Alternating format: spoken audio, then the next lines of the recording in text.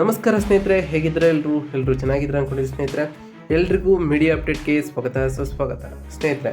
2025 ಈ ವರ್ಷದಲ್ಲಿ ಈ ಜುಲೈ ತಿಂಗಳಿನಲ್ಲಿ ಕಟಕ ರಾಶಿಯವರ ಜೀವನದಲ್ಲಿ ಏನೆಲ್ಲ ಬದಲಾವಣೆಯಾಗಲಿದೆ, ಯಾವುದರಲ್ಲಿ ಶುಭವಾಗಲಿದೆ, ಯಾವುದರಲ್ಲಿ ಬಹಳ ಎಚ್ಚರಿಕೆಯನ್ನು ವಹಿಸಬೇಕು, ಹಾಗೆಯೇ ಈ ಜುಲೈ ತಿಂಗಳಿನಲ್ಲಿ ಗ್ರಹ ಸಂಚಾರದಿಂದಾಗಿ ಏನೆಲ್ಲ ಪ್ರತಿಫಲವನ್ನು ಪಡೆಯಲಿದ್ದೀರಿ, ನಿಮ್ಮ ಆರೋಗ್ಯ, ಶಿಕ್ಷಣ, ಉದ್ಯೋಗ, ಆರ್ಥಿಕ ಸ್ಥಿತಿ, ಕುಟುಂಬ ಮತ್ತು ವ್ಯಾಪಾರಕ್ಕೆ ಸಂಬಂಧಪಟ್ಟಂತೆ ಏನೆಲ್ಲ ಗೋಚರ ಫಲಗಳನ್ನು ಪಡೆಯಲಿದ್ದೀರಿ, ಯಾವುದರಲ್ಲಿ ಶುಭವಾಗಲಿದೆ, ಯಾವುದರಲ್ಲಿ ಬಹಳ ಎಚ್ಚರಿಕೆಯನ್ನು ವಹಿಸಬೇಕು ಎಂಬುದರ ಸಂಪೂರ್ಣ ಮಾಹಿತಿಯನ್ನು ತಿಳಿಸ್ಕೊಳ್ತಾ ಹೋಗ್ತೀನಿ ಸ್ನೇಹಿತರೆ. ಆದ್ದರಿಂದ ವಿಡಿಯೋನ ಸ್ಕಿಪ್ ಮಾಡದೆ ಇಲ್ಲಿಂದ ಕೊನೆ ತನಕ ನೋಡ್ತಾ ಹೋಗಿ ಸ್ನೇಹಿತರೆ. ಓಡಿಸಿ ವಿಡಿಯೋನ ನೋಡೋದ್ರಿಂದ ನಿಮಗೆ ಅಷ್ಟು ಇನ್ಫಾರ್ಮೇಷನ್ ಅರ್ಥ ಆಗೋದಿಲ್ಲ. ಸೊ ಫಸ್ಟಿಂದ ಎಂಟು ತನಕ ವಿಡಿಯೋನ ವಾಚ್ ಮಾಡಿ. ಹಾಗೆ ನಮ್ಮ ಈ ವಿಡಿಯೋ ಇಷ್ಟಾಗಿತ್ತು ಅಂದರೆ ವಿಡಿಯೋಗೆ ಒಂದು ಲೈಕ್ ಮಾಡಿ ಸ್ನೇಹಿತರೆ. ಯಾರಿನ್ನೂ ಚಾನಲ್ನ ಸಬ್ಸ್ಕ್ರೈಬ್ ಮಾಡ್ಕೊಳ್ದೆ ವಿಡಿಯೋನ ನೋಡ್ತಿದ್ದೀರಾ ಅವರು ಈಗಲೇ ಸಬ್ಸ್ಕ್ರೈಬ್ ಮಾಡ್ಕೊಂಡು ಪ್ರತಿನಿತ್ಯ ವಿಡಿಯೋನ ವಾಚ್ ಮಾಡ್ತಿರೋರಿಗೆ ಥ್ಯಾಂಕ್ ಯು ಸೊ ಮಚ್ ಅಂತ ಹೇಳ್ತಾ ವಿಡಿಯೋದ ಕಡೆ ನೋಡ್ತಾ ಹೋಗೋಣ ಸ್ನೇಹಿತರೆ. ರಾಶಿ ಚಕ್ರದ 4ನೇ ರಾಶಿಯಾಗಿರುವಂತಹ ಕಟಕ ರಾಶಿ, ಪುನರ್ವಸು ನಕ್ಷತ್ರ 4ನೇ ಪಾದ, ಪುಷ್ಯ ನಕ್ಷತ್ರ 4 ಪಾದ ಮತ್ತು ಆಶ್ಲೇಷ ನಕ್ಷತ್ರ 4 ಪಾದದಲ್ಲಿ ಜನಿಸಿದವರು ಈ ಕಟಕ ರಾಶಿಯ ವ್ಯಾಪ್ತಿಗೆ ಬರ್ತಾರೆ ಸ್ನೇಹಿತರೆ. ಈ ರಾಶಿಯ ಅಧಿಪತಿ ಚಂದ್ರ ಆಗಿರ್ತಾರೆ. ಇದು ರಾಶಿ ಚಕ್ರದಿಂದ 90ರಿಂದ 120 ಡಿಗ್ರಿಗಳವರೆಗೆ ವಿಸ್ತರಿಸಿದೆ ಸ್ನೇಹಿತರೆ. ಇನ್ನು ಈ ಜುಲೈ ತಿಂಗಳಿನಲ್ಲಿ ಗ್ರಹ ಸಂಚಾರಗಳು ಹೇಗಿರ್ತದೆ ಅಂತ ಕೇಳೋದಾದ್ರೆ, ಮೊದಲನೇದಾಗಿ ಜುಲೈ ತಿಂಗಳಿನಲ್ಲಿ ಶನಿ ಗುರು ಬಲವಿರಲಿದೆಯಾ ಈ ರಾಶಿಯವರಿಗೆ ಅಂತ ಕೇಳೋದಾದ್ರೆ, ಗುರು ನಿಮ್ಮ 6ನೇ ಮತ್ತು 9ನೇ ಮನೆಯ ಅಧಿಪತಿಯಾಗಿರುವಂತಹ ಗುರು ಇಡೀ ಜುಲೈ ತಿಂಗಳು ಪೂರ್ತಿ 12ನೇ ಮನೆಯಲ್ಲಿ ಇರ್ತಾನೆ ಸ್ನೇಹಿತರೆ. ಇದರಿಂದಾಗಿ ಸಾಲಗಳು, ಆರೋಗ್ಯ, ಉನ್ನತ ಶಿಕ್ಷಣ, ಅದೃಷ್ಟ ಮತ್ತು ಖರ್ಚುಗಳ ಮೇಲೆ ಸಾಕಷ್ಟು ಪ್ರಭಾವವನ್ನು ಬೀರ್ತಾ ಹೋಗ್ತದೆ. ಇನ್ನು ಶನಿ ಗ್ರಹದ ಸ್ಥಾನವು ನಿಮ್ಮ ರಾಶಿಯ 7ನೇ ಮತ್ತು 8ನೇ ಮನೆಯ ಅಧಿಪತಿಯಾಗಿರುವಂತಹ ಶನಿಯು ಇಡೀ ಜುಲೈ ತಿಂಗಳ ಪೂರ್ತಿ 9ನೇ ಮನೆಯಲ್ಲಿ ಇರ್ತಾನೆ. ಇದರಿಂದ ಪಾಲುದಾರಿಕೆ, ದೀರ್ಘಕಾಲದ ರೋಗಗಳು, ಸಂಶೋಧನೆ ಮತ್ತು ಆಧ್ಯಾತ್ಮಿಕ ವಿಷಯಗಳ ಮೇಲೆ ಸ್ಥಿರತೆ, ನಿಮ್ಮ ಜವಾಬ್ದಾರಿಗಳು ಕೂಡ ಇದೇ ತಿಂಗಳಿನಲ್ಲಿ ಹೆಚ್ಚಾಗ್ತಾ ಹೋಗ್ತವೆ ಸ್ನೇಹಿತರೆ. ಇನ್ನು ರಾಹು ಗ್ರಹದ ಸ್ಥಾನವು ನಿಮ್ಮ ರಾಶಿಯ 8ನೇ ಮನೆಯಲ್ಲಿರ್ತಾನೆ. ಇದರಿಂದ ಆಕಸ್ಮಿಕ ಬದಲಾವಣೆಗಳು, ಸಂಶೋಧನೆಗಳು ಮತ್ತು ರಹಸ್ಯ ವಿಷಯಗಳ ಮೇಲೆ ನಿಮ್ಮ ಪ್ರಭಾವ ಹೆಚ್ಚಾಗ್ಬೋದು ಸ್ನೇಹಿತರೆ. ಇನ್ನು ಕೇತು ಗ್ರಹದ ಸ್ಥಾನವು ನಿಮ್ಮ ರಾಶಿಯ 2ನೇ ಮನೆಯಲ್ಲಿ ಕೇತು ಇರ್ತಾನೆ ಸ್ನೇಹಿತರೆ. ಇದರಿಂದ ಆರ್ಥಿಕ ವಿಷಯಗಳು, ಮಾತಿನ ರೀತಿ ಮತ್ತು ಕುಟುಂಬ ಸಂಬಂಧಗಳ ಮೇಲೆ ಗಮನ ಹರಿಸಬೇಕಾಗಿರ್ತದೆ ಸ್ನೇಹಿತರೆ. ಇನ್ನು ಮಂಗಳ ಗ್ರಹದ ಸ್ಥಾನವು ನಿಮಗೆ ಯೋಗಕಾರಕನಾದಂತಹ ಮಂಗಳನು 5ನೇ ಮತ್ತು 10ನೇ ಮನೆಯ ಅಧಿಪತಿಯಾಗಿದ್ದಾನೆ. ತಿಂಗಳ ಹೆಚ್ಚಿನ ಭಾಗ ನಿಮ್ಮ 2ನೇ ಮನೆಯಲ್ಲಿದ್ದು ಜುಲೈ 28ರಂದು ನಿಮ್ಮ 3ನೇ ಮನೆಗೆ ಪ್ರವೇಶಿಸುತ್ತಾನೆ ಸ್ನೇಹಿತರೆ. ಇದರಿಂದ ನಿಮ್ಮ ಮಾತಿನಲ್ಲಿ ಸ್ವಲ್ಪ ಅತಿಕ್ರಮಣಶೀಲತೆ ಕಂಡು ಬಂದರೂ ನಿಮ್ಮಲ್ಲಿ ಧೈರ್ಯ, ಪ್ರಯತ್ನಗಳು ಹೆಚ್ಚಾಗ್ತಾ ಹೋಗ್ತವೆ ಸ್ನೇಹಿತರೆ. ಇನ್ನು ಶುಕ್ರ ಗ್ರಹದ ಸ್ಥಾನವು ನಿಮ್ಮ ರಾಶಿಯ 4ನೇ ಮತ್ತು 10ನೇ ಮನೆಯ ಅಧಿಪತಿಯಾಗಿರುವಂತಹ ಶುಕ್ರನು ಜುಲೈ 26ರಂದು ನಿಮ್ಮ 11ನೇ ಮನೆಯಾದ ವೃಷಭ ರಾಶಿಯಿಂದ 12ನೇ ಮನೆಯಾದ ಮಿಥುನ ರಾಶಿಗೆ ಬದಲಾಗ್ತಾನೆ ಸ್ನೇಹಿತರೆ. ಇದರಿಂದ ಕುಟುಂಬ, ಆಸ್ತಿ, ಆದಾಯ ಮತ್ತು ಖರ್ಚುಗಳಿಗೆ ಸಂಬಂಧಪಟ್ಟಂತೆ ಈ ಥರದ ವಿಷಯಗಳಲ್ಲಿ ನಿಮ್ಮ ಗಮನ ಬದಲಾಗ್ತಾ ಹೋಗ್ತದೆ ಸ್ನೇಹಿತರೆ.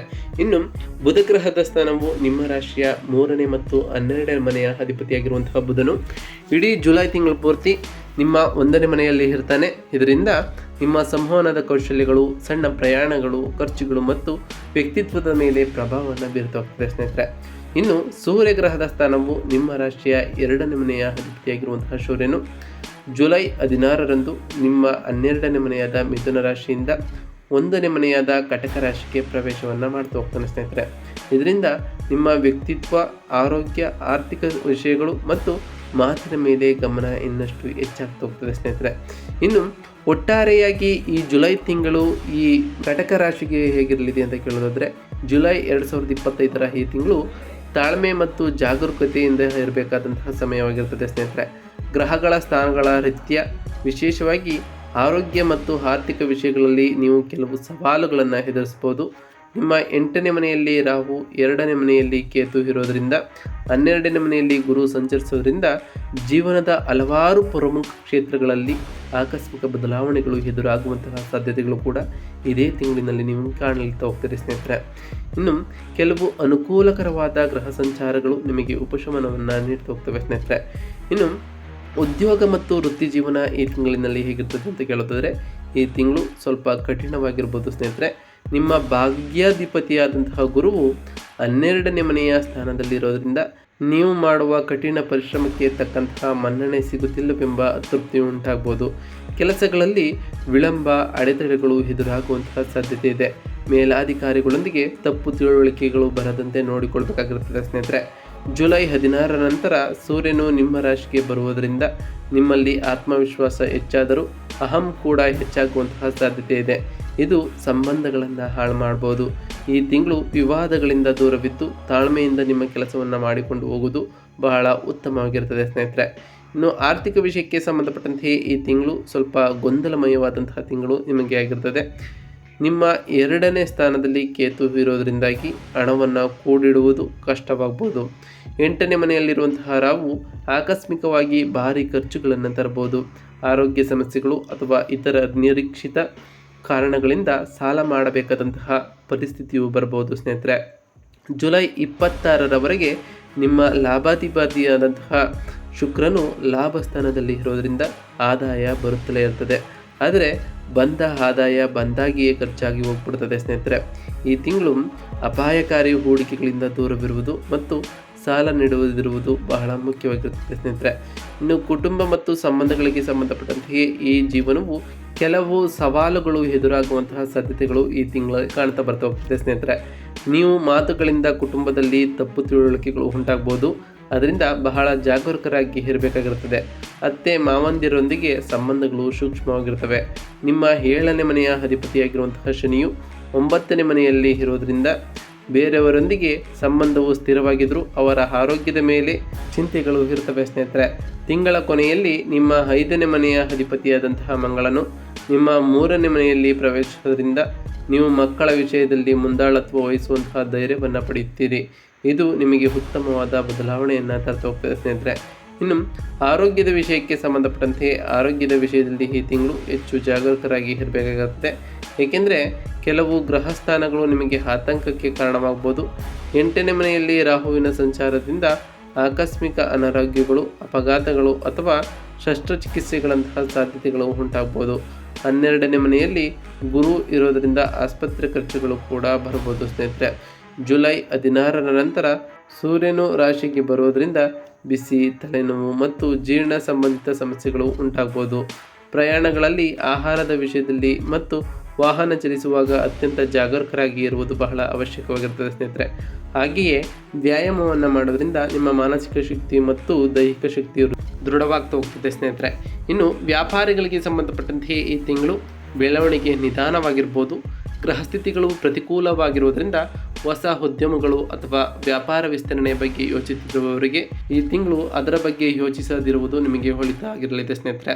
ಪಾಲುದಾರರೊಂದಿಗೆ ಜಗಳಗಳು, ಆರ್ಥಿಕ ವ್ಯವಹಾರಗಳಲ್ಲಿ ಮೋಸ ಹೋಗುವಂತಹ ಸಾಧ್ಯತೆಗಳು ಕೂಡ ಇರ್ತದೆ. ಅಸ್ತಿತ್ವದಲ್ಲಿರುವ ವ್ಯಾಪಾರವನ್ನು ಕಾಪಾಡಿಕೊಳ್ಳುವುದರ ಮೇಲೆ ಗಮನವನ್ನು ಹರಿಸಬೇಕಾಗುತ್ತದೆ ಸ್ನೇಹಿತರೆ. ಸಾಲಗಳ ವಿಷಯದಲ್ಲಿ ಬಹಳ ಜಾಗರೂಕರಾಗಿ ಇರಬೇಕಾಗಿರುತ್ತದೆ ಸ್ನೇಹಿತರೆ. ಇನ್ನು ವಿದ್ಯಾರ್ಥಿಗಳಿಗೆ ಸಂಬಂಧಪಟ್ಟಂತೆ ಈ ತಿಂಗಳು ಏಕಾಗ್ರತೆಯಿಂದ ಪರೀಕ್ಷಾ ಸಮಯ, ಉನ್ನತ ಶಿಕ್ಷಣದ ಅಧಿಪತಿಯಾಗಿರುವಂತಹ ಗುರು 12ನೇ ಮನೆಯಲ್ಲಿ ಇರೋದರಿಂದ ಓದಿನ ಮೇಲೆ ಗಮನ ಹರಿಸುವುದು ಕಷ್ಟವಾಗ್ಬೋದು. ಅನೇಕ ಅಡಚಣೆಗಳು ಎದುರಾಗುವಂತಹ ಸಾಧ್ಯತೆಗಳು ಕೂಡ ಇರಲಿದೆ ಸ್ನೇಹಿತರೆ.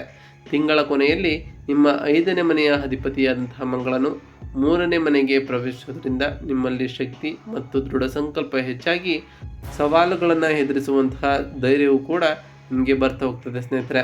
ಈ ತಿಂಗಳು ಯಶಸ್ಸು ಸಾಧಿಸಬೇಕಾದರೆ ನೀವು ದುಪ್ಪಟ್ಟು ಕಷ್ಟಪಡಬೇಕಾಗಿರುತ್ತದೆ. ಕೆಟ್ಟ ಸ್ನೇಹದಿಂದ ದೂರವಿರಬೇಕಾಗುತ್ತೆ ಸ್ನೇಹಿತರೆ. ಒಟ್ಟಾರೆಯಾಗಿ ಈ ಜುಲೈ ತಿಂಗಳಿನಲ್ಲಿ ವಿದ್ಯಾರ್ಥಿಗಳಿಗೆ ಸಂಬಂಧಪಟ್ಟಂತೆ ಬಹಳ ಏಕಾಗ್ರತೆ, ಸಮಯ ಪರಿಪಾಲನೆ, ಶ್ರದ್ಧೆಯಿಂದ ನೀವು ಓದಿಕೊಂಡಿದ್ದೆ ಆದರೆ ಉತ್ತಮವಾದ ಫಲಿತಾಂಶವನ್ನು ಕಾಣಬಹುದಾಗಿದೆ ಸ್ನೇಹಿತರೆ. ಇನ್ನು ಈ ಜುಲೈ ತಿಂಗಳಿನಲ್ಲಿ ಈ ಕಟಕ ರಾಶಿಯವರು ಮಾಡಬೇಕಾದಂತಹ ಸರಳ ಪರಿಹಾರಗಳೇನು ಅಂತ ಕೇಳೋದಾದರೆ ಸ್ನೇಹಿತರೆ, ಪ್ರತಿ ಶನಿವಾರದಂದು ಆ ಶನಿ ದೇವರ ಜಪವನ್ನು ಮಾಡಿ ಸ್ನೇಹಿತರೆ. ಸಾಧ್ಯವಾದರೆ ಶನಿ ದೇವರ ದೇವಾಲಯಕ್ಕೆ ತೆರಳಿ ಶನಿ ದೇವರಿಗೆ ಪ್ರಿಯವಾದಂತಹ ಕಪ್ಪು ಎಳ್ಳಿನ ಬತ್ತಿಯನ್ನು ಹಚ್ಚೋದ್ರಿಂದ ಆ ಶನಿ ದೇವರ ನಕಾರಾತ್ಮಕ ಪ್ರಭಾವವನ್ನು ಕಡಿಮೆ ಮಾಡಬಹುದಾಗಿದೆ. ಹಾಗೆಯೇ ಪ್ರತಿ ಗುರುವಾರದಂದು ಓಂ ಗುರುವೇ ನಮಃ ಎಂಬ ಮಂತ್ರವನ್ನು ಜಪಿಸೋದ್ರಿಂದ ಆ ಗುರುದೇವರ ಆಶೀರ್ವಾದಕ್ಕೆ ನೀವು ಪಾತ್ರರಾಗಬಹುದಾಗಿದೆ ಸ್ನೇಹಿತರೆ.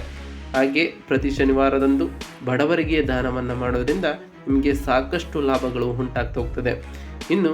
ಇನ್ನು ಪ್ರತಿ ಶುಕ್ರವಾರದಂದು ಲಕ್ಷ್ಮೀ ದೇವಿಗೆ ಪೂಜೆಯನ್ನು ಮಾಡಿ ಸ್ನೇಹಿತರೆ. ಆ ಲಕ್ಷ್ಮೀ ದೇವಿಯ ಕೃಪೆಯಿಂದ ನಿಮಗೆ ಆರ್ಥಿಕ ಸ್ಥಿತಿಯು ಸುಧಾರಿಸ್ತಾ ಬರ್ತದೆ ಸ್ನೇಹಿತರೆ. ನಾವು ತಿಳಿಸ್ಕೊಟ್ಟಿರುವಂತಹ ಈ ಎಲ್ಲ ಸರಳ ಪರಿಹಾರಗಳನ್ನು ನೀವು ಮಾಡಿದ್ದೇ ಆದರೆ ನಿಮ್ಮ ಜೀವನದಲ್ಲಿ ಸಾಕಷ್ಟು ಬದಲಾವಣೆಯನ್ನು ಕಾಣಬಹುದಾಗಿದೆ. ಹಾಗೆಯೇ ನಿಮ್ಮ ಕುಟುಂಬದ ವಾತಾವರಣ ಕೂಡ ಸಂತೋಷವಾಗಿರ್ತದೆ ಸ್ನೇಹಿತರೆ. ಇದಾಗಿತ್ತು ಇವತ್ತಿನ ಒಂದು ವಿಡಿಯೋ ಸ್ನೇಹಿತರೆ. ವಿಡಿಯೋ ಇಷ್ಟ ಆಗಿತ್ತು ಅಂದರೆ ವಿಡಿಯೋಗೆ ಒಂದು ಲೈಕ್ ಕೊಡಿ. ಯಾರಿನ್ನೂ ಚಾನಲ್ನ ಸಬ್ಸ್ಕ್ರೈಬ್ ಮಾಡ್ಕೊಂಡಿಲ್ಲ ಅವರು ಈಗಲೇ ಸಬ್ಸ್ಕ್ರೈಬ್ ಮಾಡ್ಕೊಳ್ಳಿ ಸ್ನೇಹಿತರೆ. ಸಬ್ಸ್ಕ್ರೈಬ್ ಮಾಡಿಕೊಂಡು ಪ್ರತಿನಿತ್ಯ ವಿಡಿಯೋನ ವಾಚ್ ಮಾಡ್ತಿರೋರಿಗೆ ಥ್ಯಾಂಕ್ ಯು ಸೊ ಮಚ್ ಅಂತ ಹೇಳ್ತಾ, ಹಾಗೆ ಕಮೆಂಟ್ನಲ್ಲಿ ಓಂ ಶನೈಶ್ವರಾಯ ನಮಃ, ಓಂ ಗುರುವೇ ನಮಃ ಎಂದು ಕಮೆಂಟ್ ಮಾಡಿ ಸ್ನೇಹಿತರೆ. ಆ ಶನಿ ದೇವರು ಮತ್ತು ಗುರುದೇವರು ನಿಮಗೆ ಆಯುಷ್ಯ ಆರೋಗ್ಯ ಸಮೃದ್ಧಿಯನ್ನು ಕೊಟ್ಟು ಕಾಪಾಡಲಿ ಅಂತ ದೇವರಲ್ಲಿ ಕೇಳ್ಕೊಳ್ತಾ ಇವತ್ತಿನ ಒಂದು ವಿಡಿಯೋನ ಮುಗಿಸ್ತಿದ್ದೀನಿ ಸ್ನೇಹಿತರೆ. ಸಿಗ್ತೀನಿ ಮತ್ತೊಂದು ವಿಡಿಯೋದೊಂದಿಗೆ. Thank you for watching.